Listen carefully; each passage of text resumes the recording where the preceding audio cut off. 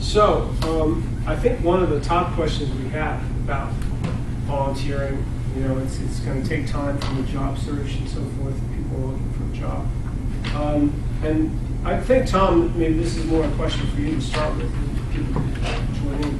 What sort of things can the volunteer experience, how do recruiters look at that? How do hiring managers look at that? What kind of pluses can it give you as a job candidate? Okay, thanks for the question. That's a good question. Basically, okay, I'm going to speak for myself in terms of recruiting and what my impressions are about how to recruit people. Recruiters and companies have different attitudes, and right now a lot of it is just finding people online, etc., you know, through Indeed.com or whatever. However, when a person does interview, a lot of the impression that person makes is probably the most important part of how they get the position. Okay, so how can volunteering help you with that?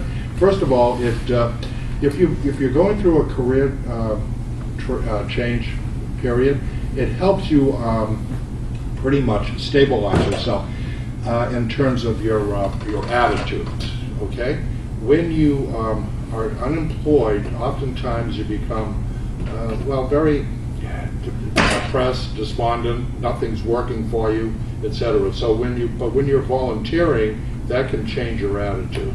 Oftentimes when I interviewed people, I found them to be very guarded, very somewhat depressed, not willing to give information that frequently. And I would actually ask the question, tell me, are you angry? Now, I had been a psychiatric social worker in the Army during Vietnam, and I have no fear of asking questions that are somewhat related to a person's mental state, you know, and because that's a very important part of a company being interested in hiring you. You know, who are you? What are you going to contribute? Are you a team player? Are you someone that gets along with people? When you volunteer, that comes out as a situation where you do extend yourself to others. When I reviewed resumes, one year, 1988, I kept track of all the resumes that we got into my branch of GTE Government Systems. 88,000 resumes we received in 1 year. I had to read a lot of resumes. And one of the things that I looked at to distinguish who to bring in, not to bring in, was the individual's extracurricular activities, you know, what their accomplishments were outside of what they did professionally. It showed me who that person was, especially if they wrote it in their cover letter, you know, some of the extended interests they had. I was looking to build teams, and volunteering can certainly show somebody, you know, the person reading your resume, that you do work well in a team environment. Okay, so the volunteering activity can do a lot. Besides giving you a better mental state, it also makes you aware of different situations out there in terms of what you may be interested in doing. Okay, so there's a lot more that goes on in that, but that's kind of the basic idea of why I consider volunteering a very positive and profitable aspect of your career search. John? Yeah, one thing I want to add is while I was in transition, after a certain point, and for me it was after the 6-month part, I started getting one question that was, you know, it made me think. And that question was, how are you spending your time?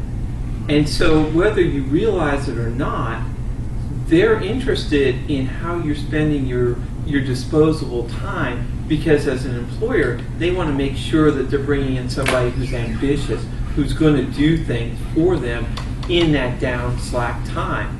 And so if you don't have a good answer for that, it really is going to hurt you. And I know that firsthand, because the first time I was asked that question, I didn't really have a good answer. I said, well, I'm in transition, I'm looking for work. And that just did not differentiate me from anyone else. But once you start volunteering, you're going to have opportunities to differentiate yourself from the others who are competing for that job. And that's one way it can help you. I might add just the possibility of making a connection with your interviewer. Like if you volunteer in a youth sports organization and they happen to coach their sons or daughters' soccer team or something like that, it gives you an opportunity to set up a connection that's actually unrelated to the job, but any connection you can get is going to be a benefit to you. We hear a lot about the dreaded gap in the resume. If you haven't worked in a paid job for a while, that's supposed to count against you pretty heavily. Is that true? I guess this is a Tom question. Yes. How can volunteering alleviate that? Oh, absolutely. It certainly helps. It shows, again, the people reading your resume, management team, whatever, that you are involved in something, that you're not sitting at home, not being active. Yes. Well, it's interesting because you talk about looking through all the resumes, though. Most people would think of putting volunteer experience like under interests or whatever. Right. I mean, you can't put it as a job, so Right. it sort of gets buried, wouldn't it? Well, it does, but didn't get buried for me because I would do a quick scan of a resume and go to the second page Oh, I see. and read their educational background. Oh, I I see. wanted to see how the person developed, Mm. you know? I was hiring software engineers predominantly for government contracts. And back in the 80s, people came from different backgrounds. So it was interesting to me to see how a person had developed, into that profession of software development or software engineering. But the interest levels were very, very important to me. Now that we can tailor our resume for jobs we want, is it valid to put a volunteer job on your experience if it's very related to the If you're not range? currently working, you can consider doing that. But again, you can mention it in your cover letter. Yeah. Okay. That and what you're getting out of it. I mean, in a resume, you're stating facts pretty much, but in the cover letter, you can expand on that. Why you chose to volunteer at a particular nonprofit, for example, and what you're getting out of it, and how that experience can help what you're bringing to the company to make them more successful. Okay.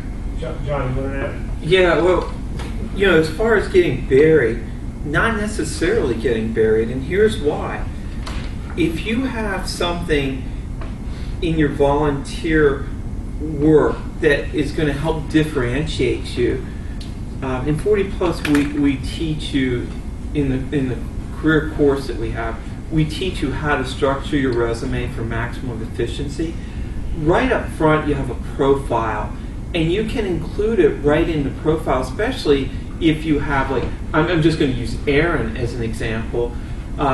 Aaron has volunteered with 40 Plus, and in his resume, he's going to be able to talk about the work that he did in developing our questionnaire for our membership that really is going to help us in our efforts to get funding from foundations. So it's a very important thing, and he can show how that tied to revenue, and that's an important thing to be able to show in your resume. So I would want Aaron to have that volunteerism right up in front and center so that he can demonstrate, hey, look, not only do I have this experience, but I'm also using my time efficiently. Yeah. So yes, depending upon how you structure your resume, I wouldn't let it get buried if you have something good. Yeah, as far as the particular skills involved, when you're looking at volunteer roles, is it important to do something that's going to reinforce the skills you've already had in the workforce, or can you find things that are going to maybe add things to your quiver, add skills that you maybe didn't have a lot of experience with before? What do you guys think? Right. I mean, any extra interest that you have contribute to your overall knowledge of what's going on in the workplace. So yes, I recommend that people look for volunteer activities where they're passionate about what that operation does. Because you're going to be very invested in what they're doing and be anxious to learn more about that environment, which will in turn help you be more positive when you are interviewing. Remember, how you come across in an interview is really the most important thing. And I read an article the other day about interviewing skills and how people prepare. And this one individual he had practiced so much that when he went to the interview, all the questions that he had practiced were being asked of him. So he had a perpetual smile on his face during the interview. When he was hired for the job, and he later asked, why did they choose him? And the answer was, because during the interview, you smiled during the entire time. I thought that was a very interesting comment, but that person was obviously, feeling good about himself, that he was competent, capable of doing the job, was prepared. And that's all part of how, volunteering can help you, impress the company in terms of who you are and what you can contribute. Can I say something about that? When we were discussing this exactly, we were talking about that exact same thing. And we were expressing to one another the insecurities that we had. Because you can look at yourself in your pictures and you wish you could smile better. Because my smile has always been this. And so I would always squint. And you could never see my eyes in the picture. I would be like, wow, you got a great smile, but I knew you couldn't even recognize who I was. And so I took a picture of myself, a picture where I liked the smile, and I held it up in front of the mirror. And I would practice for like 5 minutes at a time. But it only takes about 3 or 4 practices till now. As soon as someone says, let's take a picture, I'm like this. It takes that much time, and therefore when I go in the rooms, I sell insurance also. So when I meet people, I'm very conscious, but now I have a confident smile, and what he's saying is so true, and it only takes a few minutes of you actually practicing that to build your confidence in the mirror. It'll take one day, and for the rest of your life, you can feel more confident every time you meet someone because you know that you have a nice smile and you're presenting your best self. Right. It's a great thing. Well, the golden rule in hiring, 3 aspects. Can you do the job? Do you have the skills for the job? Do they like you? And do you like them? Okay? So if those 3 things happen, chances are you may be presented with an offer. All the rest is the build-up to make that happen. You know what, guys, I think we skipped over, Aaron, you're going to have? Well, I just kind of going back to what you were saying about, when you're choosing your volunteer role or experience, what are the factors to look at? And for me, one thing that I've seen in volunteer roles throughout my life is it's kind of a safe zone where you can try out new skills and new experiences that not necessarily totally different, but to kind of stretch yourself a little bit. And so one example was years and years ago. I was where I was working. There was the staff was unionized. And I was at a staff level, and I volunteered to be shop steward and then to be on the negotiating committee for when we were negotiating a contract. And both the leadership skills that gave me and the negotiating skills that gave me really helped me later on. And in fact, even though I was quote unquote antagonistic to the management, I was able to demonstrate my abilities in that role. Mm-hmm. And later on, I was promoted to a management position in the same organization, and I think in a large part it was because I had stretched myself in that role, and I had both developed those skills and demonstrated them. And then more recently, I've not really comfortable and like kind of going out and talking to people cold. I'm not good at that and approaching. And so in a volunteer position, I volunteered to go to restaurants around the DC area and ask them if they would let us put publicity material for an event that I was volunteering for. And so that gave me the opportunity to have a purpose and a reason to go in and talk to strangers cold in a way that normally I would not be comfortable with, and that I can't say, and that was helpful to me to then be able to think about that in other opportunities. So in 2 different ways, it's an opportunity to stretch yourself and kind of practice things in a safer way than if it's for the job or in the job where so much more is on the line. Right. And I think what you're saying, it's creating success stories for yourself, you know, which makes you feel good. And You building know, you're confidence not being and compensated for practicing it. skills. Right. But at the end of the day, you feel good about having contributed something. You know, so that is really, I think, one of the most important parts of volunteering. I mean, if you're going through this situation, you know, that you're in between jobs, you do have a lot of stress. And I have to reiterate this again. And that stress can be very harmful. And one way to eliminate that stress is, and to build your confidence, is volunteering. But finding the right opportunity where you can really throw yourself into it and get a lot out of it. We skipped over, usually we have a little quick introduction of our attendees just to see where they're coming from, and maybe we can take a short break and do that now that everyone's here. Is that good? Sure. Of course, some of the volunteers we know, can we start with you, JC? Sure. I'm J.C. Walker, and I'm 31 years in telecom at 4 different companies, so that's what I'm seeking. I do volunteer at Jill's House. It's a respite center for intellectually challenged children in the Tyson's Corner area. And probably the key takeaway is took a kid on a high ropes course. In the first year, I tried to do like a football coach and follow him on the course and coach him. After 4 of the 12 legs of the high ropes course, he wanted to turn back. The following year, I took a different approach. I went first and built his confidence that he could do it by following me, and that worked. And so that's one of my star stories. Yeah, it's very good. Yeah, I mean, it shows patience and you know, understanding what the problem is, so that you can work it through for the advantage of that individual. So And perseverance, yeah. right? Yeah. You didn't just let the failure, set. You Right. went back and you made it right in the future. So that's a great Yeah. story to tell in an interview. Well, and it's been helpful volunteering there, because a lot of the kids, well, some of them have Down syndrome, but there is autism. And what I found in the workplace, working with people, is there's some people that are high functioning Asperger's, Yeah. and I can use some of the skills that I gain in working with the children to bring into the workplace. Right. Yeah. Yeah, so the benefits are there, yeah.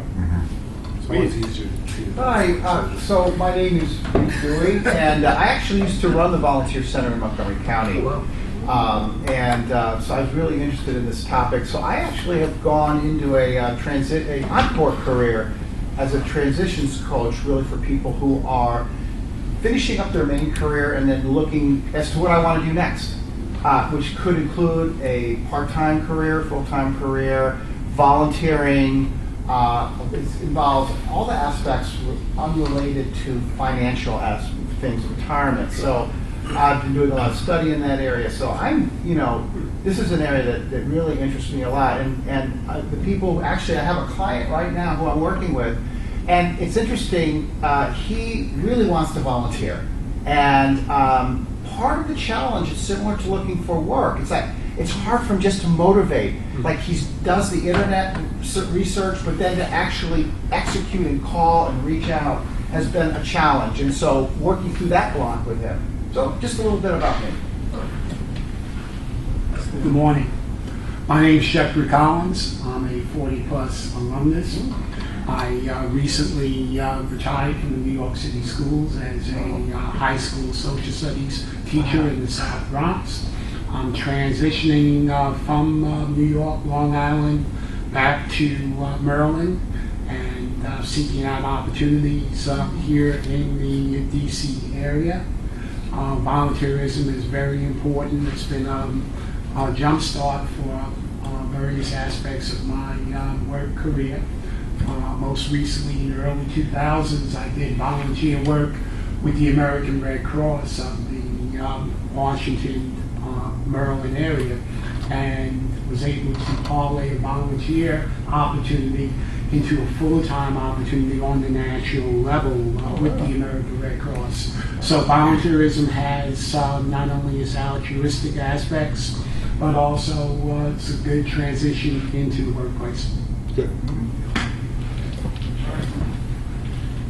Good morning. I'm Tina Howe. I'm from New York City, so it was wonderful hearing your story.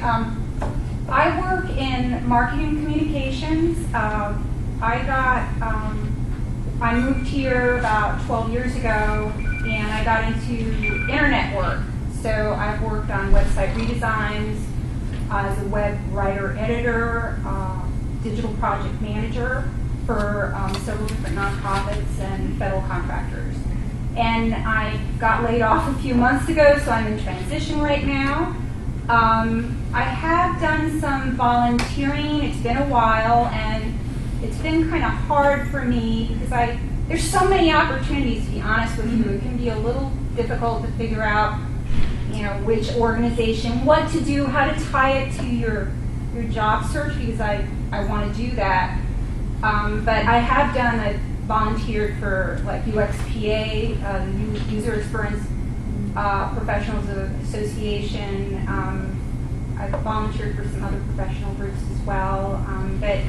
I have met some people who have been able to use their volunteer experience to get a job, paid position at organizations, and so that's one of the reasons I came to this group. Good. Let's follow up on that question of how to pick and choose and how to narrow down with so many opportunities after we finish the introductions. Let's do next. I can connect. My name is Sergio Abarca. I volunteer here at 40 Plus, and that has led to many other things, including job offers. I really like how volunteering carves a new identity in you, and how, I want to say, flexible and forgiving volunteerism can be. My approach has been to present myself in different organizations and say, I want to volunteer, and then see how it goes, and it organically has grown to different things. I am a financial planner. Career transitions often are characterized by the lack of the main source of income that we used to have, yet still we have all the expenses that we used to have, possibly more in some ways. Some at the forefront of our budget, some not at the forefront of our budget. Like, for example, we continue to pay for the management of our 401ks. We often don't know how much we're paying for that. And perhaps more importantly, we don't know if they're set up in a way that will allow the growth that we need them to have. And that's often what I do for a living. Okay. Aaron, tell us a little about you. Okay, sure. So I'm Aaron Gershwitz, also originally from New York, so another former New Yorker. I moved here about 3 years ago for work. Actually, I've worked for, my experience is in the nonprofit field, nonprofit program management, specifically working with refugees and immigrants. And the organization I work for moved here to DC about 3 years ago. And then less than 2 years after being here, my position, due to various reorganizations and redoing of responsibilities and various internal politics, my job was eliminated. I was let go. Since then I've been, looking for work and doing various things, including volunteering. So currently I've got 3 different volunteerings that I'm doing. So with 40 Plus, as John mentioned, I'm helping with fundraising and grant writing, and what I did was in order to get some information as to the effectiveness, both the demographics of the organization and the people that we help, as well as the outcomes, because in order to raise money and get funders, you need to show that you're effective. So we did, I led the designing of a survey, which we got some really great results out of. We got almost 200 response from 124. 124. I'm exaggerating. I'm hoping. And I'm working now on the analysis of that. And then also, I just recently agreed to take on the role of Director of Volunteer Engagement. So basically, what that would entail is trying to get organized what the current volunteer roles are, who's doing them, what roles are needed, and helping the leaders of the organization and the leaders of different units recruit people to help them. So if anybody's interested in volunteering for 40 Plus, talk to me about some of the opportunities that might be available. Okay, I'm going on and on, but I'm doing a couple of other volunteer roles, so I would like to put in a pitch for them. So one is I'm working with an organization called One Journey, which advocates on behalf of refugees, and specifically their main activity is a large cultural event that took place at the Washington National Cathedral, which had a concert and all sorts of different activities, and then they do smaller or we do smaller activities around the year. And then the third thing I'm doing is I'm teaching basic computer courses for immigrants in Montgomery County, the Montgomery County Immigrant Center. So those are several things you can do, and as you can see, my interest in refugees and immigrants and in cross-cultural experiences has informed some of that, and then my own personal experience as an older transitioning employee has, my interest here. So you can kind of again see how it's an interest combined with skills and the desire to kind of grow and Different outlets for sorry, take a long time. That's good. Fascinating. Thank you so much. I lived in New York a few years. And I have no desire to live there. So Florence Navarro, I went to 40 Plus a few years back when I lost my last job. In my last job, I was actually executive director of a small nonprofit, and we were managing a lot of volunteers. So I also understand the difficulties, as probably a lot of you, of managing volunteers and how to be clear with volunteers, right, on what to expect from them and how we can best help you as a nonprofit. So I'd love to, I might continue the conversation. Based on the first part of my career, I worked with UN. The second part of my career after a business degree, I worked a lot with incubators and accelerators of social enterprises around the world, many companies and organizations, with many companies doing social good. And so, as I found myself looking for work, I was very frustrated, probably like a lot of you, about my experience. And I felt, as someone who was looking for work and someone who had been hiring people, that the recruiting process was so messed up. A lot of times, you being judged, and as somebody who's looking for work, right? All you do a lot of times is just like having to sell yourself, but you're not producing anything, you're not doing anything at that time, and which is why this part is so important. How do you integrate volunteering, right, to, as you say, be more confident and be in the world of work, and also, as we all know, at a certain stage in your life, right, at any stage, but especially at our stage, the way you get work is a lot more through contacts and networking than through applying online. So I would think that volunteering also does that. And so I started my own company as a result, to try to do something about this, and I help rapidly growing social enterprises around the world, especially in the US, but not only, hire talent. And I shared with Sergio that I'm right now helping hire for 2 positions that are paid, but are somewhere between a full-time position and a volunteer, and that could lead to being a co-founder of a nonprofit or a for-profit. And so I'll share those positions. Good. John, you want to say a few words? Good morning. My name is John Stewart. I'm a recent graduate of the training program back in August, myself and Aaron. And we've got so much in common. I was thinking about visiting New York soon.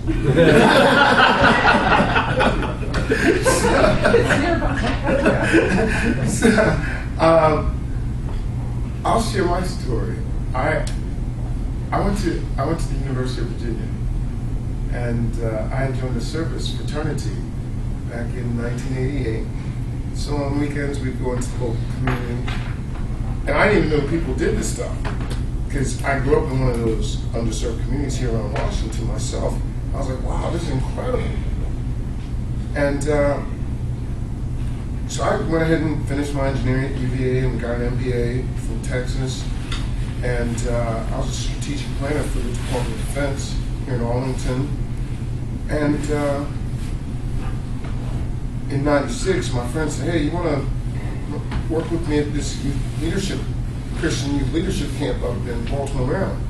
So we'd take kids every summer. We'd do fundraising, raise money, take them out to the mountains, the Blue Ridge Mountains every year for a week.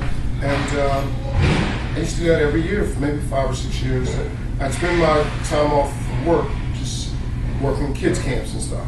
But all these leadership camps, because that way I could use my strategic planning, engineering mind, all that. Turns out 2 years later I'm running the camps. And then I'm having lunch in Baltimore and this guy says, "Hey," and I happened to visit South Africa in 1998.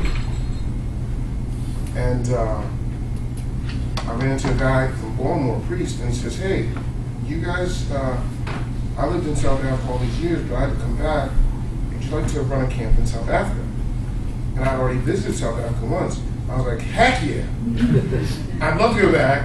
So I flew back to South Africa for a 1-week leadership camp. And that weekend, my buddies, because the reason why I visited South Africa is because some of my frat brothers, 3 of them from UVA, we all went to school together, had moved over after Mandela had gotten out of prison. So they were over there doing some kind of, they love basketball. So they were building up basketball in Africa. But turns out, I went and did that trip in December of '98. I went in '98, and then that was 2000 or something. I went back to run that Christian Youth Leadership Camp. And that weekend, when the camp ended, my buddies picked me up, and they drove me out to the bush, and they were having this big festival with all these kids. It was called Love Life. It was a national HIV/AIDS prevention program, and it just started. There were maybe 300-400 kids that weekend at the event. So I stayed, hung out a few more weeks in Africa. And 6 months later, my friends called me and said, "Want to come back?" And I was like, "I got a job." I was a strategic planner. I was making my money here in Arlington. And I just quit my job and went back again. And they offered me the position of the National Director of Training for the entire Love Life National HIV/AIDS Prevention Campaign. And that's what led to me living in Africa for 15 years. I met Mandela and all those sorts of things. And it all started by volunteering in college. And because I was with those same frat brothers, right? And in the meantime, just to really bring this whole story around, this past weekend was our 45-year anniversary of UVA, so I went down for the weekend. And in college, I had learned to make some wood art, right? So I negotiated when I got back, when I finished the training program, since I never got the Philadelphia license, I had to figure out what to do with all this inventory I made this past summer. Because I've turned this small business into, I make wood art for churches and families and permanent things that last forever. So I went down to visit, but I negotiated. I was the only vendor on site this weekend. Well, And as of right now, I've got 21 orders with a street value of over $5,000. I collected $1,100 yesterday from these same frat brothers where I started my volunteering, because now, because I used to do this for free and make them for people. I guess I was volunteering my artwork.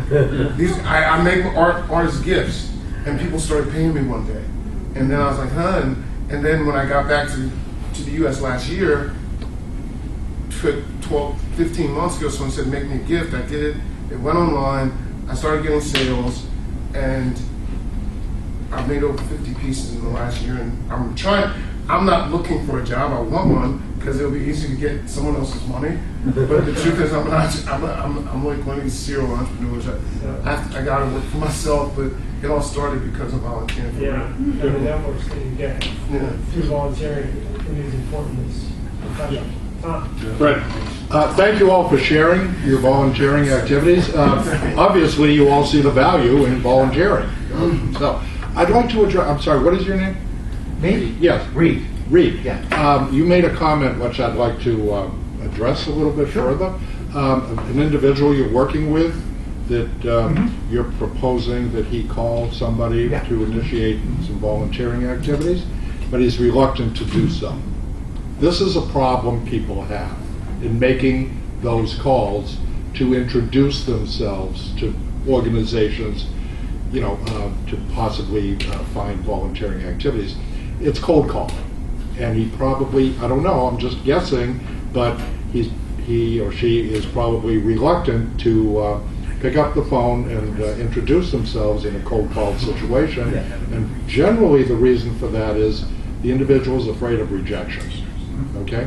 So I would suggest possibly that you work with that individual to really and actually make some practice calls, in terms of how he would be introducing himself and what benefits he would be providing to this operation.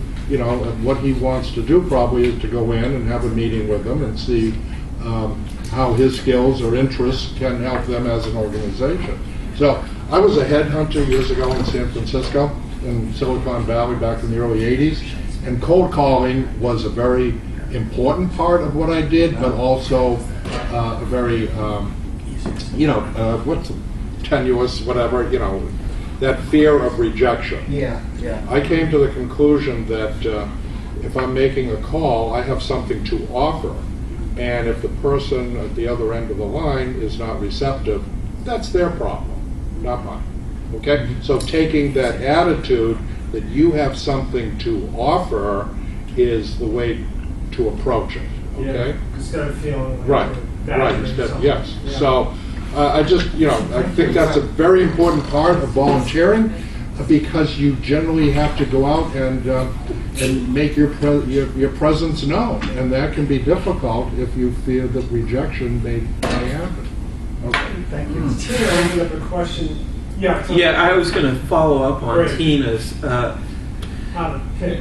how to pick. And so if you're going to volunteer with 40 Plus, for example, you're going to meet with Aaron and me, and we're going to look at your goals, what you're trying to accomplish, and then we're going to look at our needs and try to marry the two so that what you're doing is going to provide the experience that you need.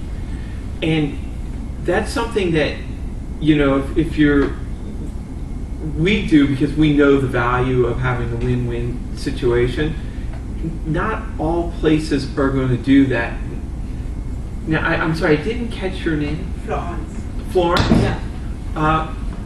Is that something that you did? Did you meet with the person to try to marry the... Yes and no. I mean, we had as a small nonprofit, we had a pretty clear idea of what our needs were, but we did meet with the people who would volunteer with us, and we were very clear about our expectations and try to understand how that fit. I was, as you were speaking, I was very impressed with how you approach volunteering. A lot of organizations are not that evolved about that. And sometimes the recipient organizations are overly optimistic, and you as a volunteer can be overly optimistic about what you provide. Right. So one thing that I'm interested in maybe working with you to help you doing that framework. What I found is there are different kinds of volunteering, and you as an individual, as a volunteer, you should try to know yourself and how much you can offer. Even myself as an individual, I have seen myself overcommit. So now I'm like, okay, here's the kind of volunteer that I am. You can't count on me every week, but if there's an event, I will promote it. I'm very clear about what I can and cannot offer, Yeah. and I think it's really important. What I see on Idealist a lot is a lot of these opportunities have a phrase that's, we'll work with your schedule, so that can be a plus with volunteer roles. But clarifying the expectations early on is a really good way to go about it, and unfortunately a lot of nonprofits don't do that. So you as a volunteer could preempt that and say, okay, what are our expectations here? What you are talking about as a volunteer, you can apply it and tell the organization you're going to volunteer with. Right, and we have different levels of Yeah. commitment, exactly, because some people have more disposable time and have a greater desire because it's a cause that's important to them. And so you have to take all that into consideration when you're coming up with a plan for them. And yeah, I definitely want to talk with you afterwards about that. Pete, with your background, I imagine you have some ideas about how people can go about finding out what opportunities there are to volunteer. Yeah, well, Volunteer Match, you probably all know, Volunteer Match is one of the best online. You have it right up there.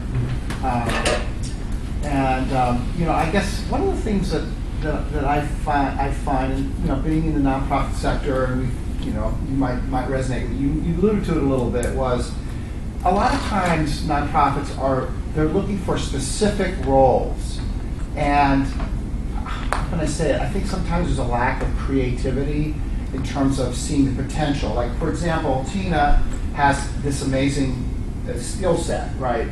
But if she went to a nonprofit and said, I'm really into this cause, they might not even see the fact that she has this whole experience with the digital. I mean, people can't write nowadays. They just can't, and she can. So she might say, I looked at your website, and I've had this example happen, where someone has said, I could help you with your website, because there's really is some challenges with it. And they're like, oh no, we need someone to do this or that or whatever. And I'm like, oh, okay, well, I guess I'll go away. For us. Yeah, and that's all. I just say that sometimes nonprofits need to be woken up to the skill sets that are available. So might you go into a place and say, I can do these things, and maybe I can help you, and design your own project, Yeah. It's interesting what's alluded to before about capitalizing on the skills that you have, right? Yeah. So that you don't want to just work at the food pantry and sort stuff. That's not necessarily going to benefit you, right? So in terms of the career search. So, I mean, all the people here, look at the skills that people have. And like you do discrete projects, the term pro bono volunteering, right, which is sort of comes from the legal profession, but the idea of I'll take a discrete project, I'll help you with it, I'll go from the beginning to end, and I can commit to 2 or 3 months, which in the job search is not a bad thing because you can at least follow through on that. Now, I just want. Oh, I'm sorry. I just want to follow up, Reed, on one thing that you said. You can get some benefits out of volunteerism, even if you are stuffing envelopes. Of course. Because what you're doing is you're making connections and you're bonding with people, and those people are going to be much better connections when you need them later on because they know the value of your work. Now, I know, for example, in Sergio's situation, we were working on a project that helped us. When we do our pre-assessments for the class, we cut that turnaround time significantly because he did a Google form now, and people can enter the information right on their phones, and we can get the information back to class participants faster, which is important for them because they're still going to remember those interviews. So there's a lot of things that you can do, but the important thing is, I think, making those connections in that volunteerism, because you already have one thing in common, and that's that you have a cause that you're passionate about. I'd like to bring up the legal aspects of volunteering in nonprofits. You might be able to support me on what I'm going to say. First of all, nonprofits should not bring in volunteers for jobs that they should be paying people for. Okay?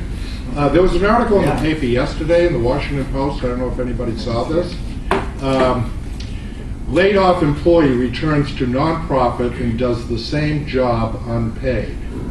Is that legal? Okay. So obviously it's not. I mean, the person wanted to go back. Basically, the idea of the socialization process, was important to this individual to get back with the people that she liked working with, etc., and she was willing to do this unpaid. However, it's not that legal to bring someone back to do a real job on a volunteer basis. So that's an important part, and the Federal Labor Department Wage and Hour Division would investigate situations in nonprofits where they're bringing people in as volunteers where they should be paid positions. However, having said that, the example you just gave for Tina, if that nonprofit is aware that they need somebody, this could create a real job for the individual. See, what also happens in volunteering and nonprofits especially is that you may discover the hidden job market, okay? That there are jobs that the nonprofit has, but they don't know how to go about finding the people to fill these jobs. They don't have the resources or the money that it may take for recruiting activities, etc. So again, the hidden job market is a very important part of your job search. That's why talking with people, nonprofits, etc., and networking, that's all part of how you're discovering what's available. So, going in, proposing, being, using your skills in a volunteer capacity could actually lead to a paid position. And let me just explain one last thing about my background. My last position, I worked for AARP. I was a project director in a government grant program under the Department of Labor called CSEP, Senior Community Service Employment Program. Obama had given them stimulus money. They hired me to create a virtual site on Staten Island. I had to, the program involved putting people 55 and older, low income, into work situations. The way we did it was to work, first of all, with nonprofits to put these people into what we called community service positions, which were in effect volunteer opportunities. I was paying the individual to perform community service work for 18 hours a week, a minimum wage. Okay.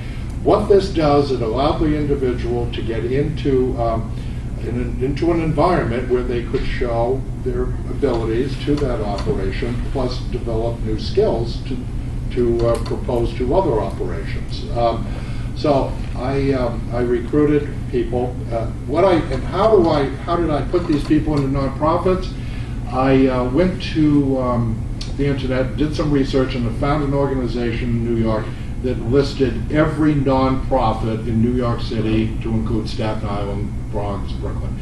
And when I recruited people for the program, they all had some background. I matched their background with the nonprofits, called the nonprofits, said to them, would you be interested in having someone help you out? We'll pay for them to be there. Of course, the nonprofits would generally say yes. But I was also sending them people that had skill sets that were similar to what they did. One example, I had an architect who had been laid off in 2008, had really had some disastrous years. There was an nonprofit operation on Staten Island that was a historic village. I called them, I said, would you consider bringing on an architect in a volunteer basis, community service? Absolutely, when can he start? That person, went to work, community service position, made contacts, and got a job as a project director for a construction firm that was building new buildings. So it led to another job, to the real job that he wanted. The point I'm making is, to expand your background to areas where you think you can find the hidden job market. Okay, that's the important part. Is there a resource that lists all the nonprofits? And I think the GuideStar, maybe they call it something else now. Yeah, I'm not sure. You mean for this area? Yeah. Yeah, I don't know. Nationally too. This it was used to be called GuideStar, GuideStar.org. right. Yeah. And you can search. Even if they don't have a volunteer position open, you can search for the type of organization and find things that are geographically in your area and up your alley in terms of skill, the kind of mission they have. Yeah, and there are some operations that are very where you can find out more information, like libraries, for example. Volunteering in a library gives you an opportunity to really find out what else is going on. What resources do they have? That you can utilize to find out other opportunities. So it's like a job in itself to find out where you could best fit, where you could use your skills that help others, plus build your own skills for future employment. John? Yeah, wow, so many things that I want to say after what Tom said, but one thing that I want to make sure that we get in today is that a lot of times when you work for a company, now companies are afraid to give references because of liability. A lot of times you can build relationships with people in nonprofits and they'll be more willing to give you a meaningful reference. So that's one thing that oftentimes that gets overlooked in the volunteerism. Yes, I just wanted to bring that up. Thank you. It's 10 after 11. Maybe we should have, I think we've got some time for questions. If people have questions. Did we address your question pretty much? Yeah, I'm glad you said that about references. Because I feel that people who manage a nonprofit and a volunteer organization, that management skill counts double, John, because well, I appreciate these people, that. They're not getting a paycheck. They're having the people skills and the motivational skills to work, either managing people or work together with other volunteers. That's something that should really count. It shows really get along in a working environment. Yeah, one of the things that was funny in the nonprofit sector is when an employee makes a mistake, we say, okay, don't make that mistake again, and they continue working in a company. The challenge is when a volunteer makes mistakes or is not reliable, then the staff person is like, well, I can't count on volunteers. So I think that's the challenge, that the discrimination in a sense that staff often feel, how can I really rely on a volunteer for a position of responsibility? If you decided you wanted that, so sometimes it does take building trust, with a nonprofit that you're reliable and that they can count on you. I guess if you want a good reference, I love what you said. It's funny. I never really thought about that as providing a reference from your nonprofit. It's true. The people don't give references anymore. It's like, oh, they work at this date, and from year to year, that's about it. Yeah, and at least at 40 plus, we want to make sure that you're committed before we're going to give you the higher level. Of course. So you're going to start and you're going to pay your dues. Right. But throughout the process, you're also developing skills, and we're working with you to make sure it's a win-win situation, because that's really, ultimately, we're going to get more publicity if you had a good experience, right? You're going to say, this organization really has their act together. Go check them out. They're the people you want to work with. And that's one of our goals for moving forward, is we want to be the absolute best at that. Is it time to move into the second part of our program here? To John? Well, I mean, I want to know if anyone has any additional questions for us right now. Does anyone? Any questions? Yes. I do have a question. So, apart from all of the positive things we talked about in volunteering, if it's volunteering in the context of you doing a job search, right, and having a confidence issue, sometimes I find that after a while you can get frustrated and like, okay, great, they love me, but they're not paying me. I have no market value, and nobody is willing to pay me for what I bring. And that can be, after a while, frustrating, no matter how much you enjoy your volunteering. How do you deal with that? Well, at 40 plus, we want you to find a job, right? Yeah, that's why we exist. So we actually, it's a part of we build that into our planning, right? Mm-hmm. We know that you're only going to be available for a certain amount of time. And so we handle that by making sure that we have good documentation so that we can bring new people in. It's a real fluid thing, and we want people to, work with us. Hey, I had a great interview. I might be gone. All right, let's start working on your transition now. And that's the way we handle it.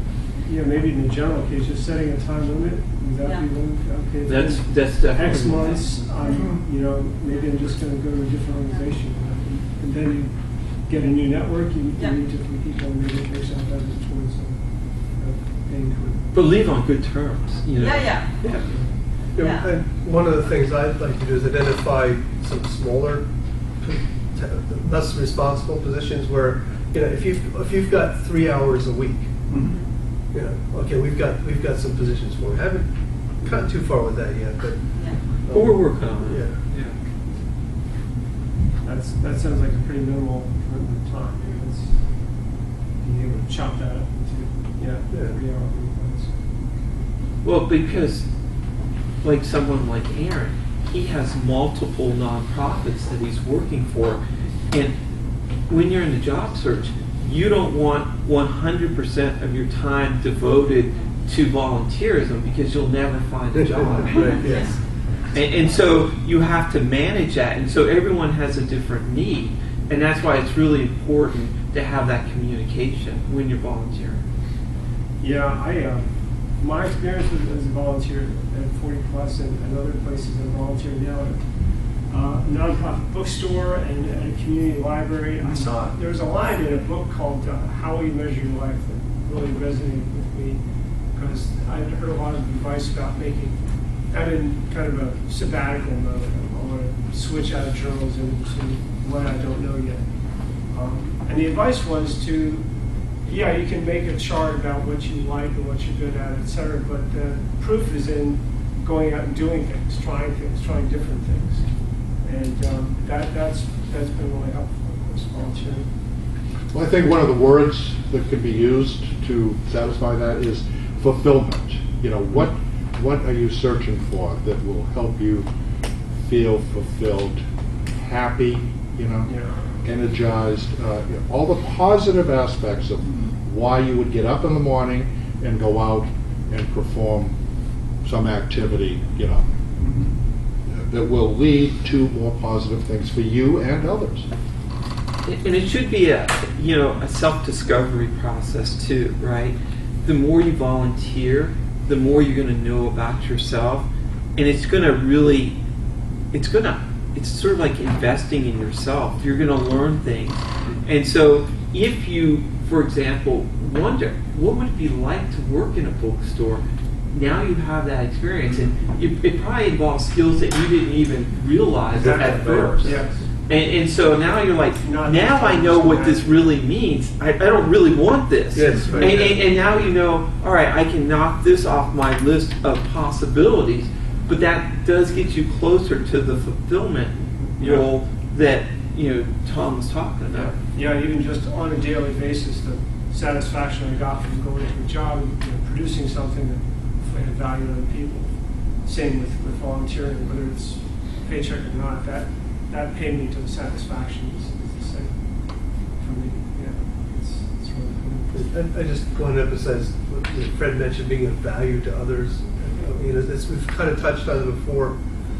But when you're in the job search and you're constantly going to interviews and no one wants you, you start wondering, do I have any value? Can I deliver something of value? And so if you're in a volunteer effort, you can convince yourself, yes, I offer value. It can get you out of a slump. Yeah, right.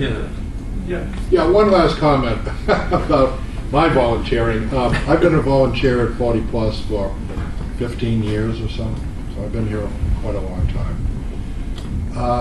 Why do I come back to 40 Plus? Because I really feel that what happens here is very, very important. I see people come in, even Monday mornings, they're a little down, a little depressed, something has happened to them that they didn't, initiate. They're going through a change in their life. Losing a job is really one of the most important things that happens to an individual that causes them to be depressed. 40 Plus exists to bring people out of that situation, to renew themselves, to get on with their life.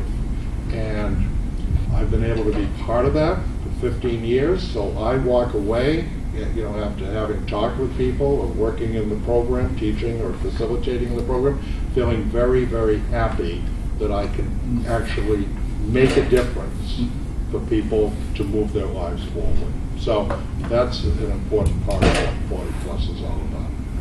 I'm 75, I'm still going to continue doing it. Yeah. Yeah, there's no age discrimination. Right. A little reverse age discrimination. Right. But having that real satisfaction of seeing how people have moved their lives forward is the important thing that goes on here. And I have to say, one of the things that keeps me at 40 Plus are the people like Tom.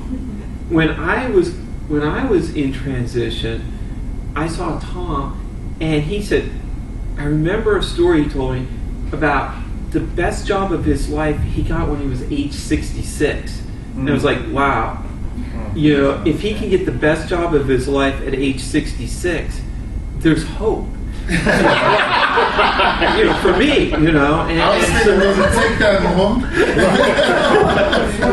No, but you realize that everybody, you never know when that opportunity is going to come around. But it's so nice to be around positive people and positive experience, especially when you're in transition, and just having that support system and people who actually understand what you're going through. Because I can tell you, my wife really didn't understand what I was going through when I was in transition, because she just hasn't lived that yet, and I hope she never does. But the thing is, that it is an emotional thing. There is the self-doubt, and it's a process to turn it around. And what I found in my experience at 40 Plus, and I've been a volunteer, I think 3.5 years now, is that there's so many of these success stories that it just energizes me to see them. Every time we place somebody and we see them, well, we don't place them, but every time somebody gets, who's gone through the program, gets a job, that's really encouraging for the other people as well. Yes. I had a question.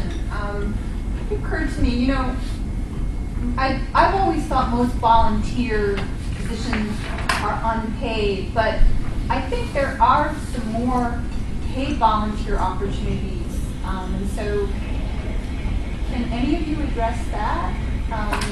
Of being a volunteer and getting paid to be a volunteer? Do you know of opportunities like that? Well, is that uncommon? Yeah, that's uncommon. I mean, I don't know. Not volunteering, but Yeah. you can do roles for like a nonprofit that would be a paid position, but it's still a position. I mean, volunteer. There's that distinction. Well, I think there are organizations that will talk about a volunteer role that will pay a stipend or may pay your expenses. Pay some expenses. Well, besides volunteering with my faith community, I also volunteer with Fairfax County Park Authority. They have an adapted aquatic swim program for adults. Most of them have had stroke, and they may be in a wheelchair or walker on land, but we get them in the water and we can walk with them. And so as a volunteer there, in return, I can use the rec center for 85 visits outside of class.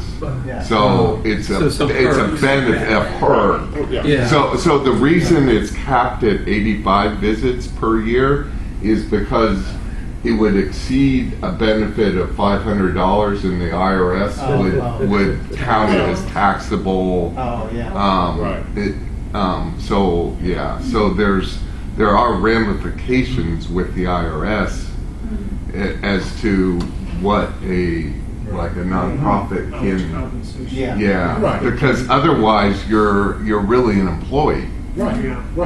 That's the distinction. I mean, once you're paid a salary, then the organization has obligations, the tax consequences, et cetera, but paying into unemployment insurance. I mean, a variety of things. I was a business owner, so when I hired somebody and paid them, I had all these other aspects that I had to account for in terms of, justifying I think expenses can can be an exception to that. Right, It's- right. It's expenses, that's not income, it's not compensation, so.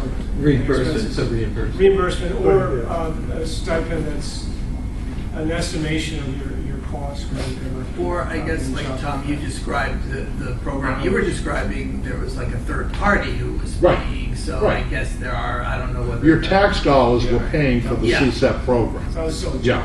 So, Yeah. but that was in a way a paid volunteer position. Exactly. But, I mean, that's pretty unusual, I guess it's various targeted programs. Right.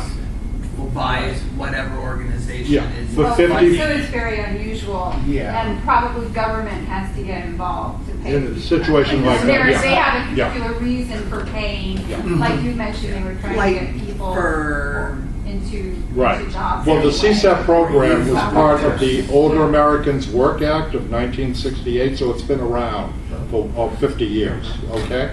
Every county in the United States has an organization that sponsors the CSEP program. AARP had 75 locations around the country. So that's still Good, active. Yeah, still, CSEP is still around. oh yeah, it's still around, yeah. Well, hopefully, I mean, I haven't been in touch, but, you know, it's through the Department of Labor and of course with the government working to cut programs. But it's extremely valuable. It produced millions and millions of dollars for nonprofit, you know, for free labor for nonprofits. I mean, paying the individuals to do the community service. I guess the way I should say it is nonprofits, you know, benefited tremendously by having people help them that they didn't have to pay for. Well, you you're know. saying that in the past tense, so I guess the question is, does that still exist? And if so, how Yeah. would someone access that? Well, you have to qualify for the CSEP program. You have to be 55 and older and low income, 125% of the poverty level. Right. So.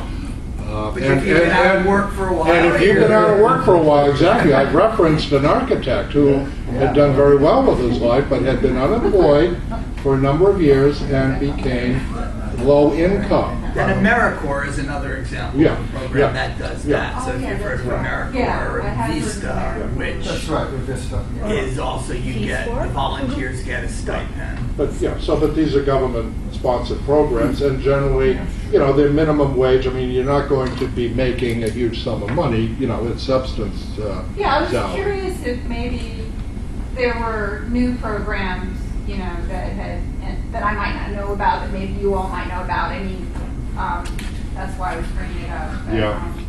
You know, That's a great question. Teach for I'm gonna do America. research on that and, Yeah, yeah. follow up. Maybe Teach for America, I don't know if that would count as a volunteer, but it's. So, I mean, we're talking about volunteering. An area that you might not be thinking of, which is not really volunteering, but which is being paid for working for little money and then can grow up, is the whole startup world.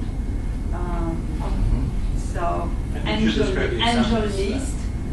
Angel List has a listing of, you know, of positions that where you might be making no money for a year, but you get equity in the company, and then you can grow with the company, and if the company gets investment, you can get a position.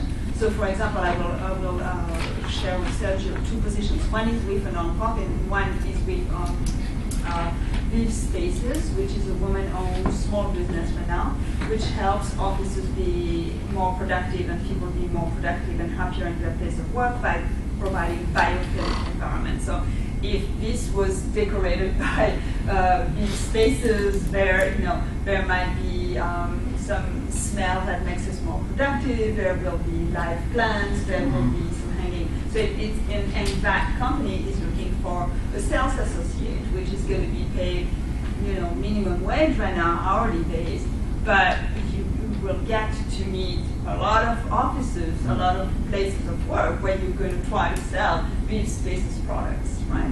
And if it works, you will get a commission, and if it really works, you could become the co-founder. So those are also things. Startups in DC are growing. DC is more and more entrepreneurial, and it's not really volunteering, but it is being paid for little or no money with possibility of potentially becoming a big shot of the startup. Are those listed in a particular way, do you know? I will share with you an angel list, as in angel investors. Oh, angel. Has an angel list, has You got it right now. I never heard of that. Yeah, I mean, I operate one. Angel list. Angel list. It's So- angellist.co. I just closed it. Yeah, I'll share the link with you. Okay. So this is. It's easy to find. Yeah, angel list. John? Yes, I want to conclude by thanking Angel.com. everyone for coming today and participating. We unfortunately we have to end today, but I want to thank everyone here.